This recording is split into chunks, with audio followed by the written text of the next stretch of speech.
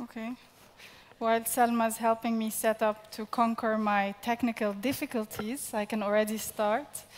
I'll start by saying that, first of all, I apologize. I don't have Federico Gella's capabilities to talk without and still stay within time for 25 minutes. But I will say that, first of all, I will suggest that this will not be a tactic talk. This will be an impulse talk. Because I don't think I can address my works as strategies or tactics, because all decisions actually start by being impulses, and later can be recognized as strategies or tactics, possibly. So how did it all start, this series of work?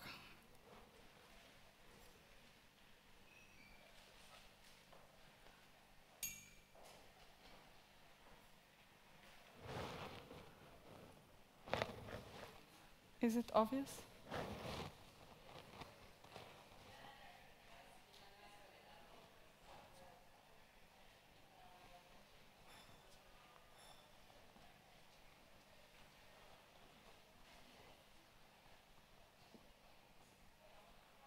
The sound is not on.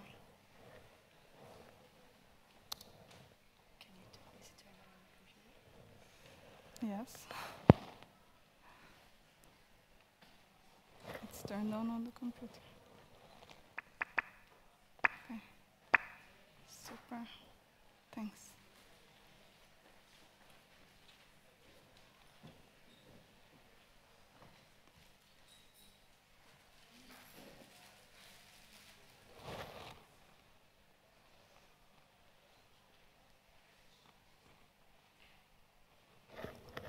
Still not working?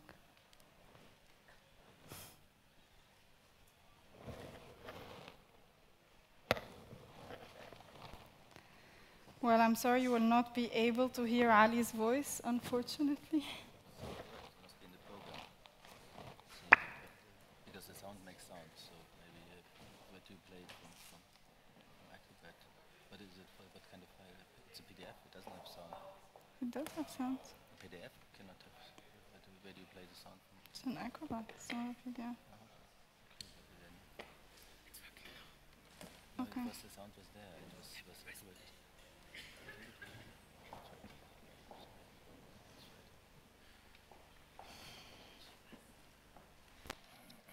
And there was sound, the program wasn't playing the sound, that's what it was.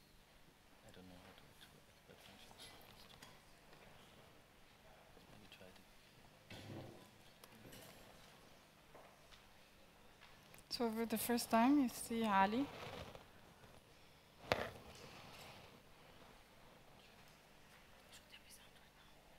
It should be in the next image. It should start when it's black.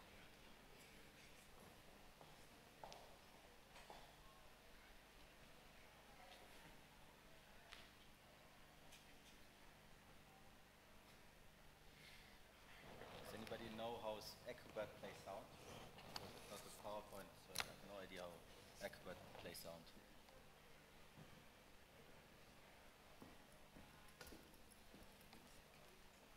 We can make this shorter.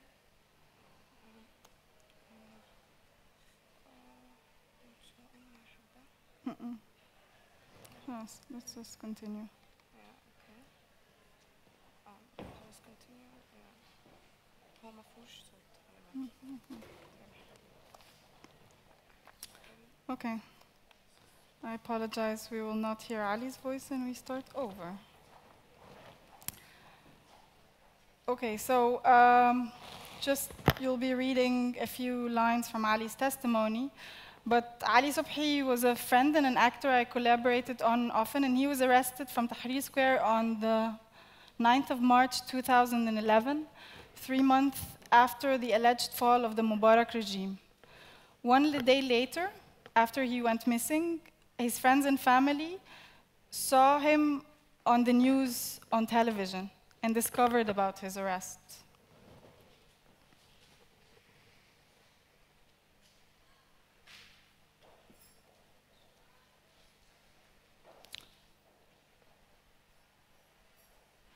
So this is Ali's photo on news.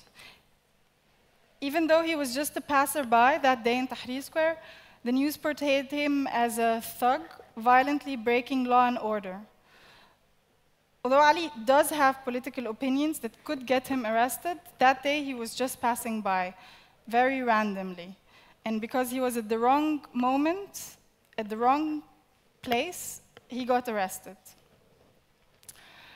He got severely tortured, and his arrest and how it was portrayed on the news was just one of the examples showing that huge discrepancy between what we experienced in life and on the street, and between what the official media was portraying in events.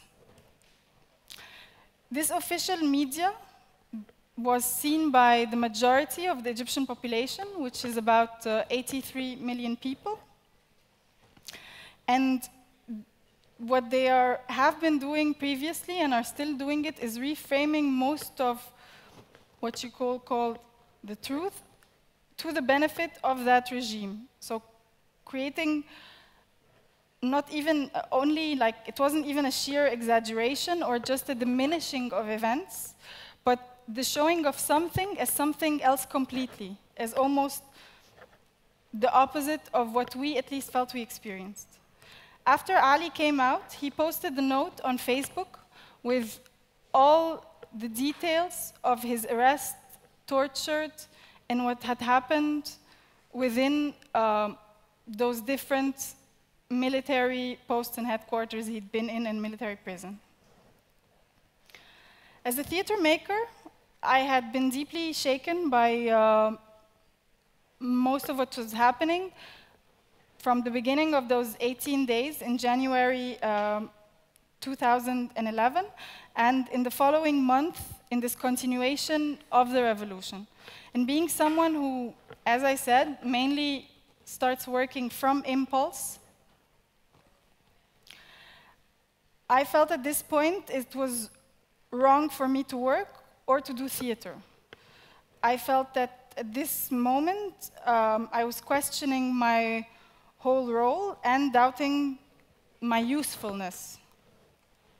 I wished I was a doctor, a nurse, a lawyer. I felt that it would have been even better if I could have been a video maker or a journalist. And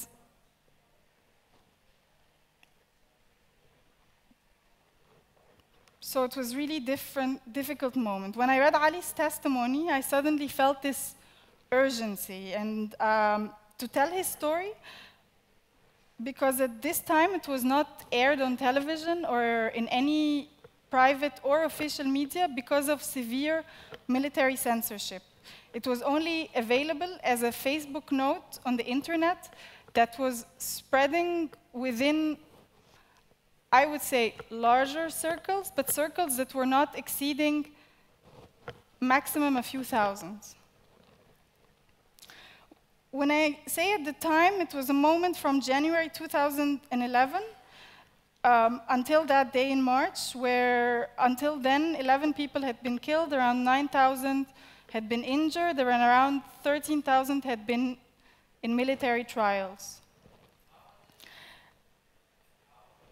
And I dare say at the moment, those issues, to satisfy your curiosity, have not changed much. The killing is less, and of course it's perceived as less now compared to the Syrian situation.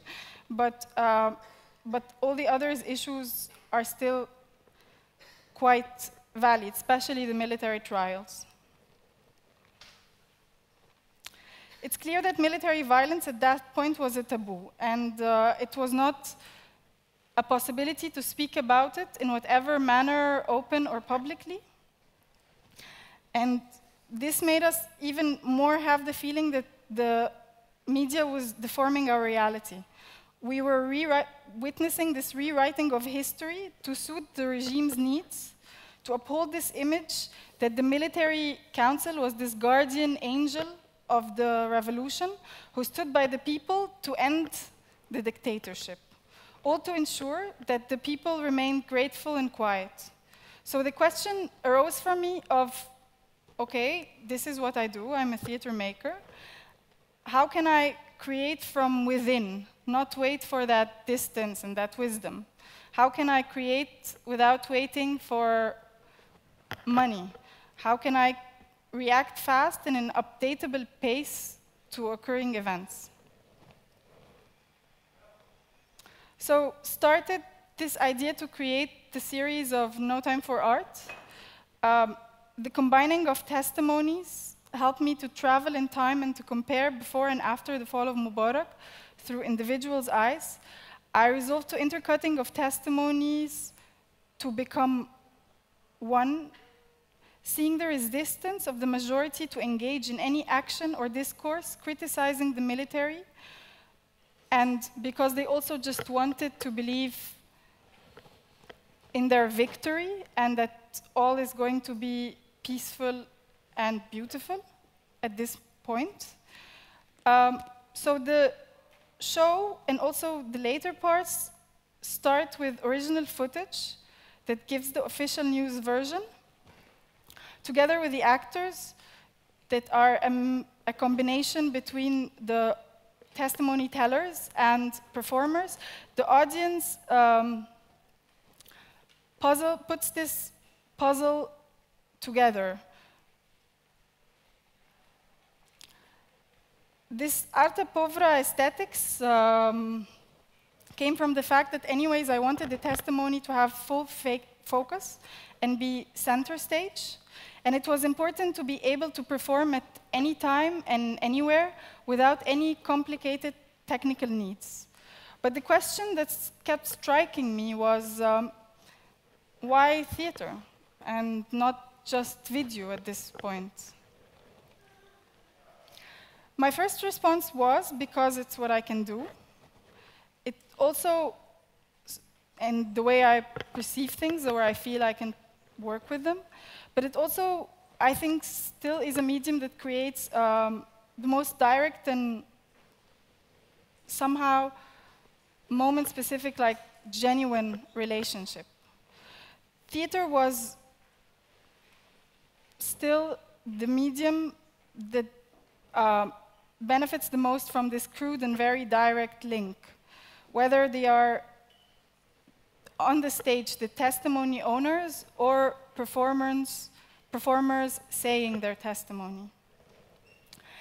It's not more real than video, I would say, but it's just this power of human presence, of eye contact, that can have a different effect on human beings at the right moment, I think. The show started as a clear response to the media. There was and still is a censorship about the military, which prohibits any statements that can harm their reputation, although it has eased now a bit in private media. At that point in time, apart from the official, also the private media was not allowed to report about the army crackdown and sit-ins, about the military trials, torture, or the corruption of the military council and their financial system and their role in the economy that they were trying to protect. By putting Ali's testimony and other prisoners, soldiers, citizens on stage, I wanted to break the silence, and doing this in a rather safe way. My thought was that theater would not suffer from the same censorship due to the limited visibility it holds for a relatively small crowd in such a big country. Also, the censor's office was and still is in a limbo coma state, I would call it, because this transitional government and this new Ministry of Culture still haven't given their political orders concerning censorship. This was the case until May 2011. What has changed afterwards? Not much. But the question was, why is it a series? I think the reason why it's not a series is because I'm not finished yet. I still continue being deeply touched by the testimonies and the information that do not get always huge attention. And I felt artistically still onto something that for me felt still worth exploring further. I had achieved also a certain rate on this updatability I was striving to, which was very important because we are in this current state of flux. And due to this simple format of the show, it was possible to work faster. I would say I'm with this mode of working trapped in a good way still, using the concept. And this was, in a way, also what inspired the title. The title came at a point where I felt it very strongly on a personal level as a statement, but now it has become a reminder for me of this questioning. Also, it was important, as I said, to put the testimony in center of everything else that was there minimalistically supporting it. So, for example, this official television media put countering the testimonies of individuals. So I created part 1, 2, and 3 in very similar form, and then I went back to 0. No Time for Art 0 is the only part that has a different form. It is interactive, and for me it confuses politics and art. And it was the base for the whole work. The number that went backwards, because it was dedicated to those who had died. And for me, in those events, I think the killing was one of the main sources or bases that brought to people on the street on this big scale before and during those 18 days. A visual artist, Rana Nimr, who's here, decided to personalize the martyrs in a demonstration in February. I then got inspired to use her idea and transform it into an interactive performance where each audience member gets written directions and a paper that they choose to read or not out loud. It was voicing out a commemoration and commemoration to individuals and a demand for justice that at the time didn't have many platforms in the public sphere. And that's something that's still missing in a way. As you have seen, this idea to create the work were very impulsive, very direct reaction to current events in Egypt, which made the question to tour or not a very valid question and very complicated. If you stay in Egypt, you reach the targeted audience, so to say, if we use commercial language.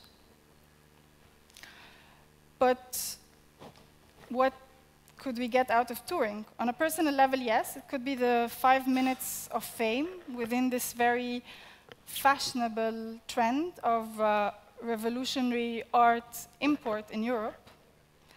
But if we were creating the work out of an urge, this was not enough for us. So I think the justification we gave ourselves of why we are doing it had to do with several elements. One was having started moving also to Amsterdam, Europe to do my master's, I was really discovering more and more about European media and their reporting on news from my country. And more not the international ones, like the CNN or BBC, which are all over and slightly different than the national ones.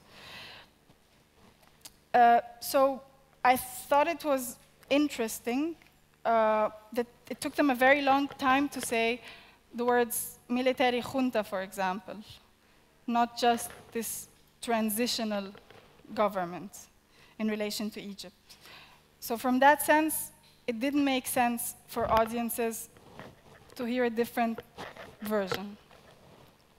The other thing was, it was also indirectly important to address the issue of weapon export to the to those inspiring revolutions that were being suppressed with those weapons, which I think is also a very important topic that I'd love to talk about.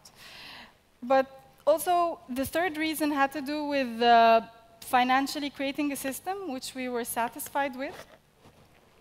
And the project started out and continued on volunteer basis, and this had very practical reasons that had to do with speed and updatability and not wanting to wait for anyone when working.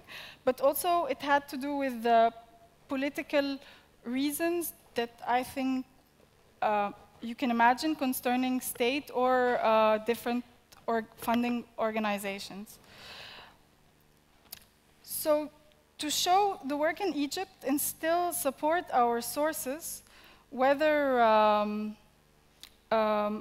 those sources of inspirations were individuals or initiatives that were very important for the work, and be able to produce new work, this made touring seem the best plan. We sometimes still have our doubts about taking work from its original context, where it was created and where it started being created, to a different context. But for now, I think for this work, it's important to show it on both fronts, I would say, even if my feeling is that one could be more important than the other. But I think it's important and healthy to have doubts. So I think that's it. I thought to keep it short and keep more space for questions. Yeah. Are there any questions? I guess there surely must be.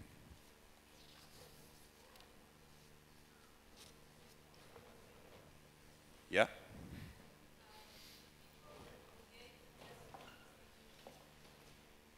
The people who gave the testimonies, how did you reach them? Did you always know them personally? Did you create a network to reach them? Did they always trust you with their story?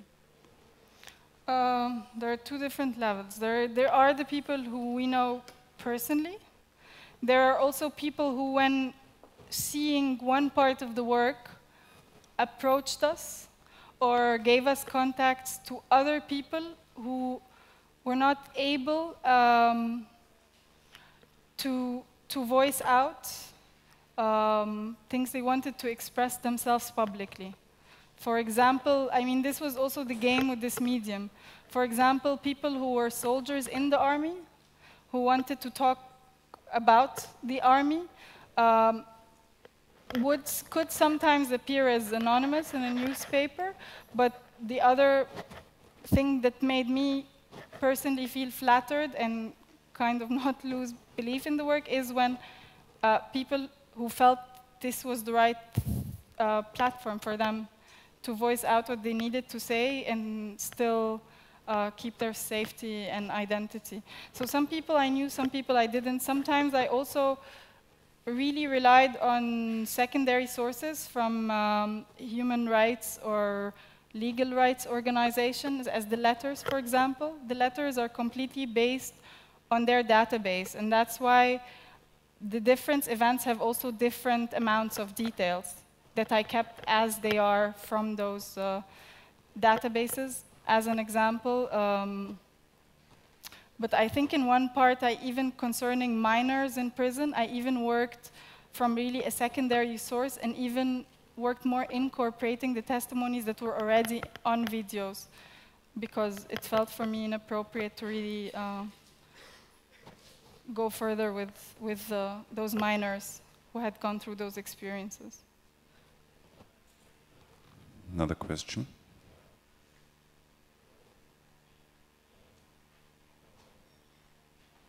Yeah.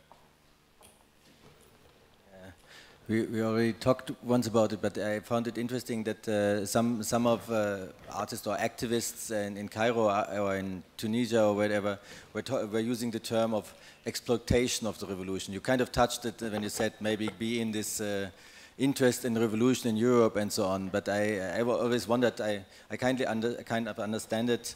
But yeah, maybe is there something possible like an exploitation of the revolution? And have you been confronted with this question or I think accusation? I've been confronted with the question, but not only by others. It remains this constant question even from within. I think sometimes if I look at my presentation, the choice to say some things has this constant process of questioning, and always questioning of why am I using the testimonies or those testimonies, and this is why I think it was also less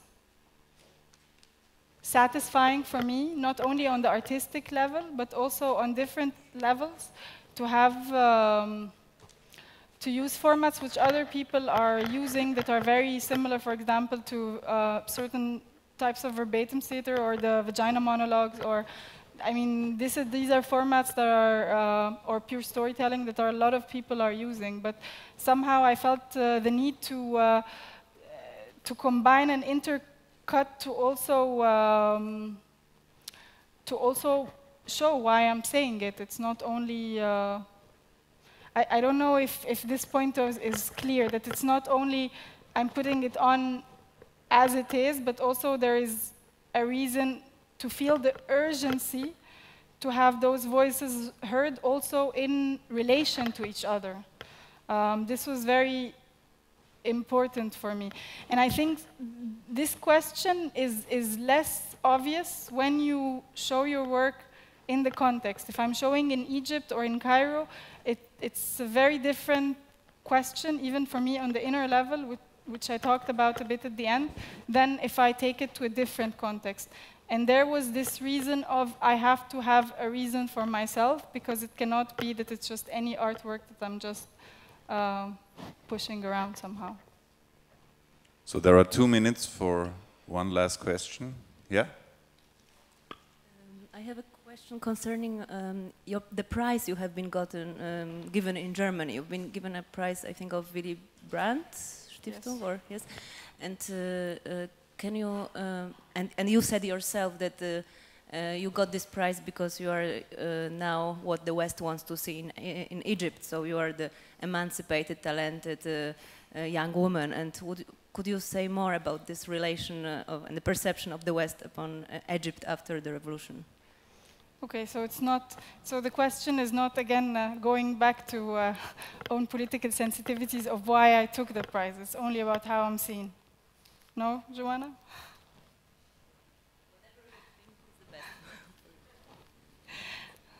No. Yeah, I think the main reason why I took the prize had to do with thinking of what can be usefully done with the money, because they are going to give it anyway. Even if not to me, maybe, yeah, it can be channeled somewhere else. But the other thing was that it was this opportunity to voice out this choice in that speech somehow, which some people regarding current politics, whether globally or Europe, might find useless. But I found it interesting to have this chance to voice out my concerns about this image of choice. There was constantly this question of why aren't people being interviewed who don't speak English or French or German? I mean, how difficult is it to get a translator, for example? Or why is the focus, when on the veiled activist, so much about her being veiled and yet doing this and that? Or if it's someone who is unveiled, then this emancipated model, and this also, I guess in a certain way, I mean, it's been addressed several times in a lot of panels, but this question of why is the artist attractive, in a way, and what this attractivity or different abilities of use of things put him in a different place than maybe other individuals in society. As always, on this place, the hint to the continuity room, the play with the gong. Thank you.